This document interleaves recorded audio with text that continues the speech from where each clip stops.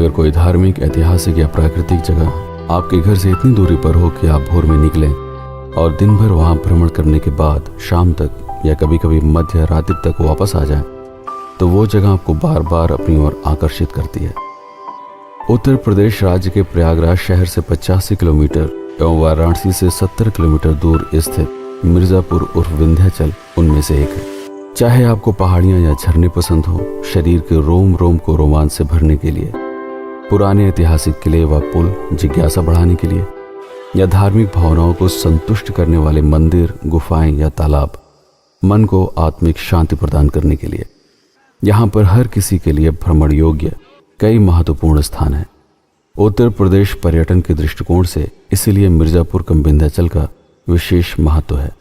विंध्याचल में स्थित मां विंध्यवासिनी का प्रसिद्ध मंदिर मिर्जापुर जिले का सर्वाधिक लोकप्रिय, विख्यात एवं लोगों के आवागमन के दृष्टिकोण से प्रमुख स्थान है। गंगा नदी के किनारे स्थित इस मंदिर में साल भर श्रद्धालुओं की भीड़ लगी रहती है। अगर आप अपने साधन से आ रहे हैं तो वाहन को मंदिर से बहुत दूर छोड़कर पैदल ही मां विंध्यवासिनी के दर्शनों के लिए प्रस्थान करना पड़ता है।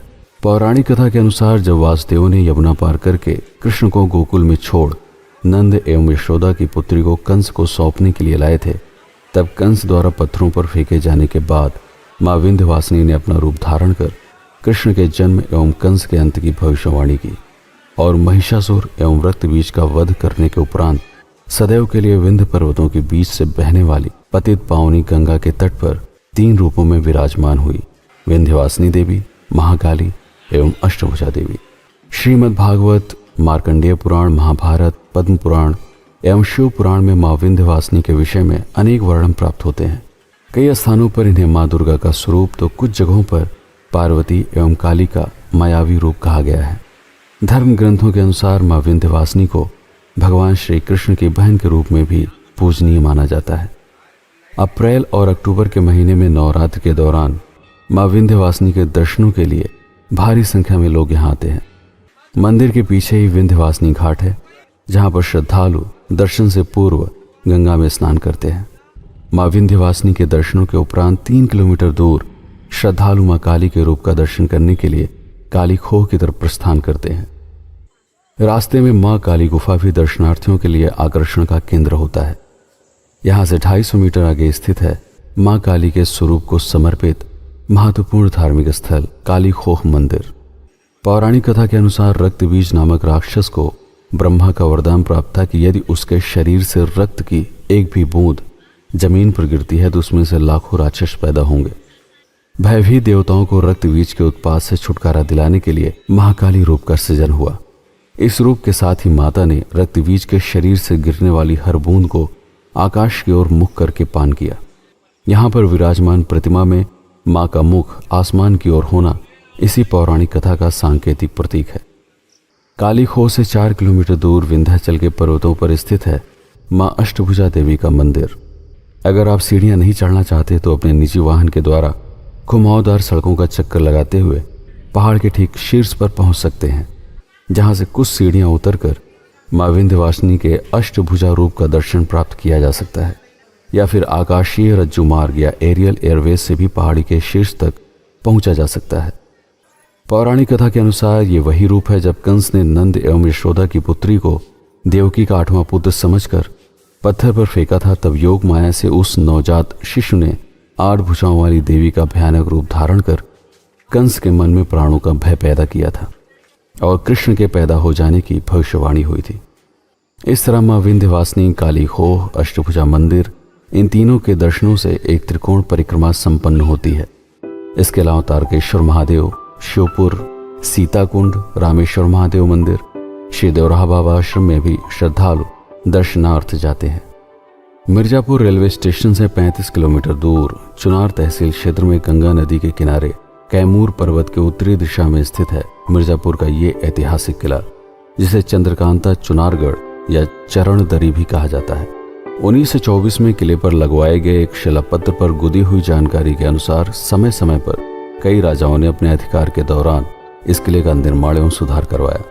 56 ईसा पूर्व उज्जैन के राजा विक्रमादित्य, 1141 से 1191 तक पृथ्वीराज चौहान, 1198 में शहाबुद्दीन गौरी, 1333 में स्वामीराज, 1445 से जौनपुर के मोहम्मद शाह शर्की, 1552 से सिकंदर लोधी, 1529 से बाबर, 1530 से शेर शाह सूरी और 1536 से हुमायूं अकबर आदि मुगल शासकों का आधिपत्य रहा।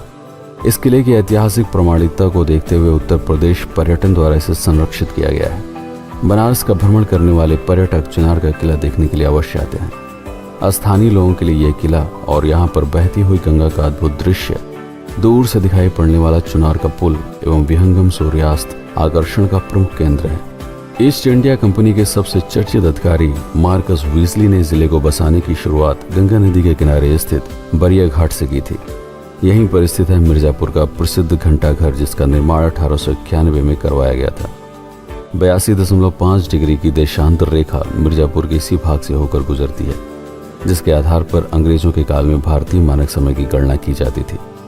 उजला नदी मिर्जापुर को 2 भागों में बांटते हुए गंगा नदी में समा जाती है। 1850 में बने इस पुल के द्वारा मिर्जापुर के दोनों भागों को जोड़कर यात्रियों एवं व्यापारियों के लिए एक सुगम मार्ग का निर्माण कराया गया। ऐतिहासिक एवं कलात्मक दृष्टिकोण से ये मिर्जापुर की एक अमूल्य धरोहर है। इसकी सुंदरता और भव्यता पर्यटकों को यहाँ पर आने के लिए बाध्य कर देती है। पक्का घाट मिर्जापुर के अमीर व्यापारी भगवान दास उमर वैश्य द्वारा 1872 में इस घाट का निर्माण करवाया गया। यह घाट मिर्जापुर के स्थानीय लोगों के लिए एक प्रमुख भ्रमण स्थली है। यहाँ पर होने वाली आरती और सूर्यास्त देखने के लिए कई लोग यहाँ पर आते हैं। मिर्जापुर रेलवे स्टेशन से 16 किलोमीटर दूर घोरावल मार्ग पर स्थित है प्राकृतिक रमणीय स्थल विंडम फॉल, जहाँ साल भर पर्यटकों का आना जाना लगा रहता है। लेकिन इस झरने में स्नान करने का आनंद लेने के लिए सबसे बढ़िया मौसम है बरसात के दिनों में यहाँ पर आना। चुनार से राजगढ़ रोड पर लगभग 20 किलोमीटर दूर स्थित है सिद्धनाथ की दरी नामक झरना। इसके अलावा सिरसी बांध, मेजा बांध, एडवा बांध, खजूरी बांध आदि भी प्राकृतिक रूप से लोगों को आकर्षित करते हैं। इस तरह मिर्जापुर उर्फ विंध्याचल अपने आप में धार्मिक, ऐतिहासिक एवं प्राकृतिक आकर्षण के कारण पर्यटन का प्रमुख केंद्र है। आशा है आपको ये वीडियो पसंद आया होगा, ताकि भविष्य में अन्य जिलों के बारे में प्रकाशित होने वाले वीडियोस आपसे छूट न जाएं। वीडियो को लाइक करना आपकी इच्छा पर है। सोशल मीडिया पर इसे शेयर भी कर सकते हैं।